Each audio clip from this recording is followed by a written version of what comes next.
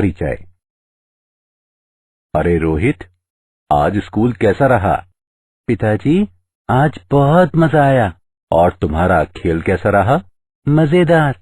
मुझे खेल में दूसरा स्थान मिला। बहुत बढ़िया। धन्यवाद पिताजी। पिताजी, उस कार को देखिए, उससे क्या उत्सर्जित हो रहा है? शीशा ऊपर कर दो बेटा। कार से उत्सर्जित होने वाला पदार्थ वायु प्रदूषण पैदा करता है। ये पदार्थ हमारे स्वास्थ्य को भी प्रभावित करते हैं और इनसे दमा जैसे रोग होते हैं। क्या हम इसे रोक नहीं सकते पिताजी? हम वायु प्रदूषण को विभिन्न तकनीकों का उपयोग कर नियंत्रित कर सकते हैं। क्या तुम जानने के इच्छुक हो? हाँ पिताजी। ठीक है, मैं तुम्हें वायु व जल प्रदूषण के बारे में विस्तार से बताता हूँ।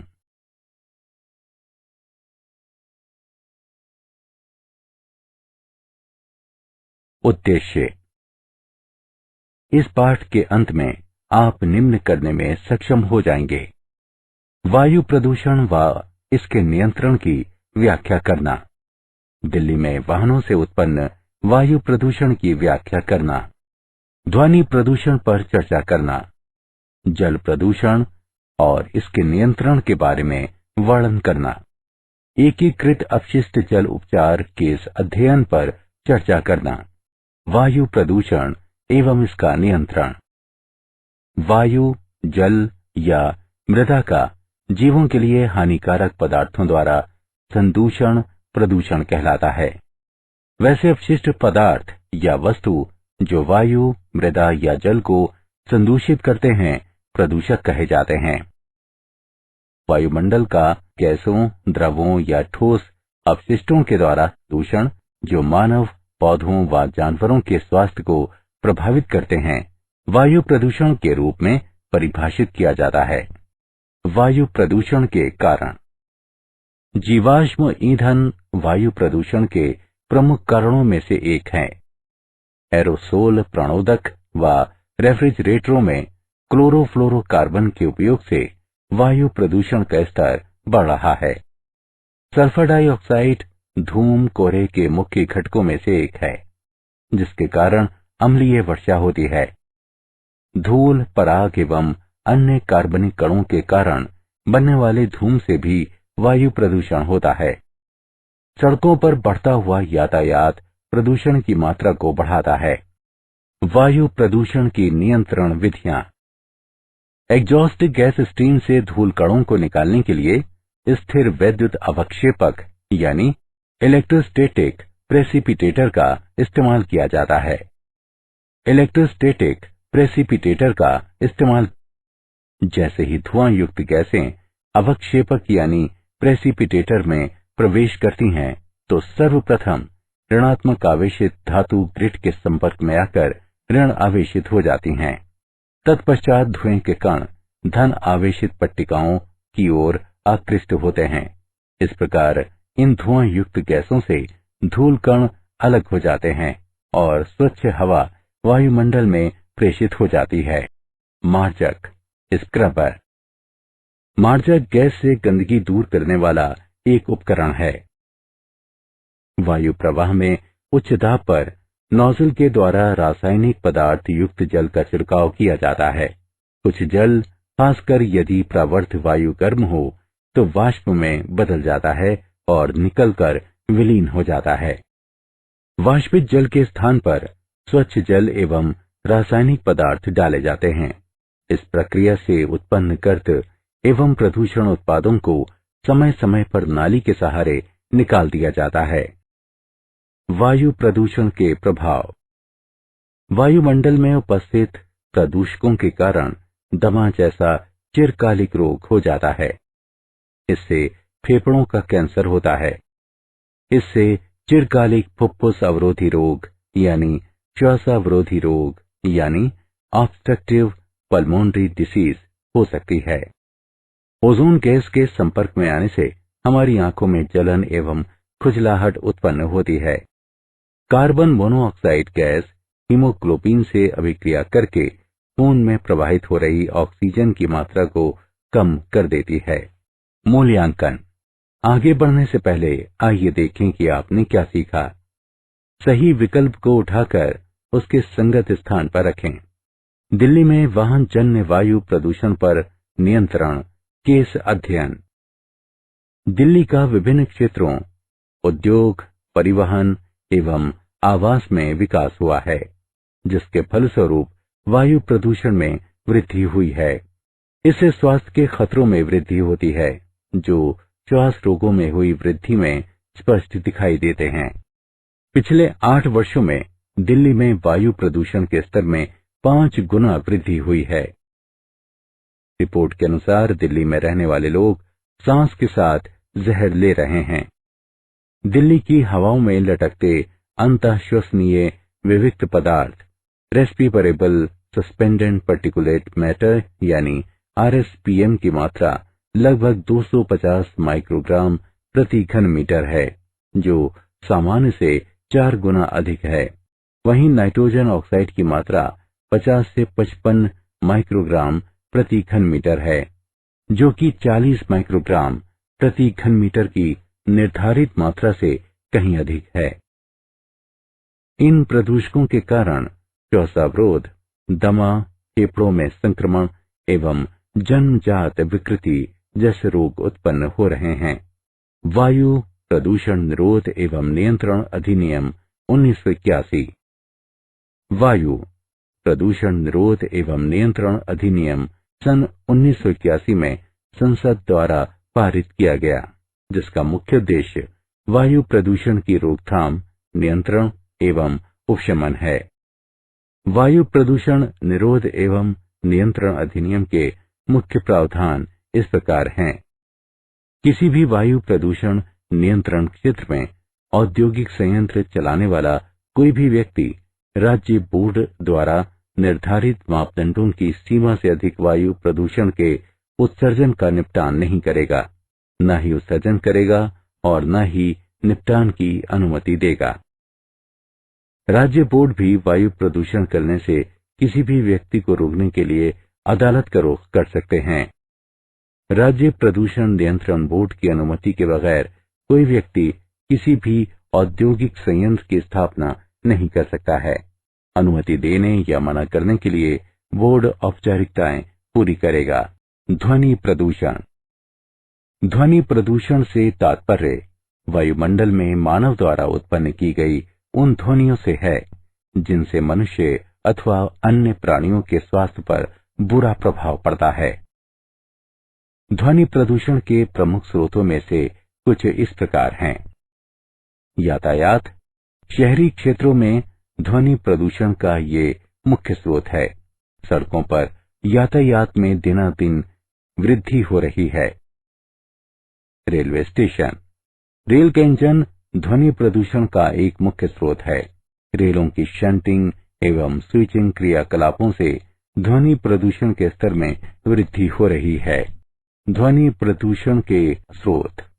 औद्योगिक स्रोत। किसी उद्योग में प्रयुक्त मशीनें ध्वनि प्रदूषण का एक बहुत बड़ा स्रोत हैं। क्योंकि पेड़ ध्वनि को समाहित कर लेते हैं, इसलिए ध्वनि को कम करने हेतु उद्योग परिसर में वृक्षारोपण करने की अनुशंसा की जाती है। अन्य स्रोत। बॉयलर, कंप्रेसर, जनरेटर जैसे उपकरण भी कुछ हद तक ध्वनि प्रदूषण के कारक हैं। जल प्रदूषण एवं उस पर नियंत्रण। प्राकृतिक जल स्रोतों में हानिकारक रसायनों के मिल जाने की परिघटना को जल प्रदूषण कहते हैं। जल प्रदूषण के कई स्रोत हैं। नदियों में छोड़ा गया शहरों का जल एवं औद्योगिक अपशिष्ट प्रमुख स्रोत हैं। अपशिष्ट जल के केवल 10% का शोधन किया जाता है। शेष जल जलाशयों में छोड़ दिया जाता है। नदियों में गिरने वाला कृषि अपवाह और खेतों का पानी जल प्रदूषण का एक अन्य कारक है, क्योंकि इसमें रासायनिक और नाशी जीव मारक पदार्थ होते हैं। घरेलू अपजल और औद्योगिक बहिस्रावी पदार्थ। घरों से उपयोग के बाद फेंका हुआ जल घरेलू मल जल कहलाता है। इसे सैनिटरी सीवेज भी कहते हैं। इस मल जल में लंबित पदार्थों के साथ साथ कई प्रकार की घुलनशील गंदी वस्तुएं भी होती हैं। इन गंदी वस्तुओं में जैव पदार्थ तथा पौधों के पोषक पदार्थ होते हैं। भोजन और सब्जी के अपशिष्ट इसके मुख्य जैव पदार्थ हैं और पादप पोषक पदार्थों का मुख्य स्रोत रासायनिक साबुन एवं वॉशिंग पाउडर इत्यादि हैं। घरेलू मलजल का निपटान एक गंभीर समस्या है। जैव रासायनिक ऑक्सीजन की आवश्यकता। सूक्ष्म जीवों द्वारा जैविक पदार्थ के अपघटन के लिए वांछित ऑक्सीजन की मात्रा को बायोकेमिकल ऑक्सीजन डिमांड या जैव रासायनिक ऑक्सीजन आवश्यकता कहते हैं। जैव रासायनिक ऑक्सीजन आवश्यकता की सहायता से उस जैव पदार्थ की मात्रा को मापा जाता है जो मलजल में अपघटित हो सकता है। ये मलजल शोधन संयंत्र के निर्माण का सर्वाधिक महत्वपूर्ण पैरामीटर है। घुलित ऑक्सीजन जल की गुणवत्ता के निर्धारण का एक महत्वपूर्ण कारक है। घुलित ऑक्सीजन की सांद्रता जितनी अधिक होगी, जल की गुणवत्ता उतनी ही अच्छी होगी। जैव आवर्धन। जैव आवर्धन यानी बायोमैग्निफिकेशन वह प्रक्रिया है जिसके द्वारा बृहद रूप से सांद्रित नाशी जीव मारक डाइक्लोरो डाइफेनाइल ट्राइक्लोरोएथीन यानी डीडीटी जैसे खास रासायनिक पदार्थों को आहार श्रृंखला के शीर्ष के प्राणियों को पहुंचाया जाता है। उदाहरण, हर पोषी स्तर पर डीडीटी की सांद्रता में वृद्धि, जैसा कि रेखा लेख यानी डायग्राम में दिखाया गया है। सुपोषण। जल के पुष्टिकारक गुणों के संवर्धन की प्रक्रिया जिसके फलस्वरूप अक्सर प्रजाति विविधता बिगड़ जाती है, सुपोषण कहलाती है। जलाशयों में अजैव यौगिकों के मिलने और जैव अपशिष्ट पदार्थों के अपघटन से जल की पौष्टिकता में वृद्धि होती है। इसके फलस्वरूप शैवाल, खासकर नीलाभ हरे शैवाल का विकास तेजी से होता है और ये जल की सतह को पूरी तरह से आच्छादित कर सकता है। शैवाल के इस विकास को शैवाल प्रस्फुटन कहा जाता है। शैवाल का ये प्रस्फुटन जल में अक्सर विषाक्त पदार्थ छोड़ता है और अन्य शैवाल के विकास को रोकता है। विषाक्तता या ऑक्सीजन की कमी से जलीय जीव मर भी सकते हैं। मूल्यांकन। आगे बढ़ने से पहले आइए देखें आपने क्या सीखा। सही विकल्प को उठाकर उसके संगत स्थान पर रखें। औद्योगिक बहिस्रावी पदार्थ। औद्योगिक बहिस्रावी पदार्थ औद्योगिक कार्यों के फलस्वरूप पैदा होने वाला अपजल है। औद्योगिक अपशिष्ट में जैव और अजैव दोनों पदार्थ होते हैं। जैव अपशिष्ट पदार्थों में नाशी जीवों के अवशेष, विलायक एवं साफ सफाई के तरल पदार्थ आते हैं। बहिस्रावी पदार्थों में अजैव अपशिष्ट पदार्थ हो सकते हैं, जैसे लवण जल और धातुएं। जल प्रदूषण के प्रभाव। प्रदूषित जल पीने, मनोरंजन, खेती और उद्योग के योग्य नहीं होता। ये झीलों और नदियों की सुंदरता को धूमिल करता है। संदूषित जल से जल जीवन का नाश होता है, उसके जीवों की प्रजनन क्षमता में कमी आती है। ये मानव स्वास्थ्य के लिए भी संकटप्रद है। एकीकृत अपशिष्ट जल उपचार केस अध्ययन। अपशिष्ट जल उपचार एकीकृत ढंग से किया जा सकता है। अपजल के शोधन से पर्यावरणीय प्रतिक्रियाएं होती हैं जो मानव कल्याण के लिए उचित नहीं है। अपजल शोधन के फलस्वरूप खेती के हरियाली वाले क्षेत्रों में सिंचाई, नगर के मनोरंजनार्थ बनी झीलों, गोल्फ के मैदानों आदि के लिए जरूरी पानी में कमी आती है। शब्द ह्यूमेन्योर का अर्थ मानव अपशिष्ट है, जिसका पुनर्चक्रण कृमि खाद निर्माण की विधियों से होता है और जिसका उपयोग बागवानी या खेती के कार्यों में किया जा सकता है। क्या आप जानते हैं? 18 अक्टूबर सन 2012 को 14:36 पर कोलकाता से जारी रिपोर्ट में कहा गया है, पश्चिम बंगाल प्रदूषण नियंत्रण बोर्ड, जो 12 बुनियादी मानकों की निगरानी करता आ रहा है, के अनुसार पश्चिम बंगाल के नगरों में वायु की गुणवत्ता निर्धारित सीमाओं के भीतर है। ये मानक अंतःश्वसनीय विविक्त पदार्थ यानी RPM, PM10, PM 2.5 nitrogen dioxide, ammonia, carbon dioxide, benzene, ozone, benzopyrene, arsenic, सीसा एवं निकल थे और इनका मापन श्याम बाजार, बेहाला, बैरकपुर और दुर्गापुर के 4 निगरानी केंद्रों पर होता है। सारांश। आइए हमने जो कुछ सीखा है उसे संक्षेप में दोहराएं। सजीव प्राणियों के लिए हानिकारक पदार्थों के कारण वायु, जल और मिट्टी के होने वाले संदूषण को प्रदूषण कहा जाता है। मानव स्वास्थ्य और पेड़ पौधों तथा पशुओं के स्वास्थ्य को प्रभावित करने वाले गैसीय, द्रव या ठोस अपशिष्ट के कारण वायुमंडल के होने वाले संदूषण को वायु प्रदूषण कहा जाता है। स्थिर वैद्युत यानी इलेक्ट्रोस्टैटिक अवक्षेपक और मार्जक का उपयोग वायु प्रदूषण पर नियंत्रण के लिए किया जाता है। वायु प्रदूषण की रोकथाम, नियंत्रण एवं न्यूनीकरण के उद्देश्य से संसद ने वर्ष 1981 में वायु प्रदूषण निरोध एवं नियंत्रण अधिनियम लागू किया। ध्वनि प्रदूषण का अर्थ वातावरण में मनुष्य द्वारा उत्पन्न ध्वनियों के कारण होने वाला प्रदूषण है, जिसका प्रभाव मानव एवं पशु स्वास्थ्य पर पड़ता है। प्राकृतिक जलाशयों में हानिकारक रासायनिक पदार्थों के मिलने से उत्पन्न प्रदूषण को जल प्रदूषण कहा जाता है।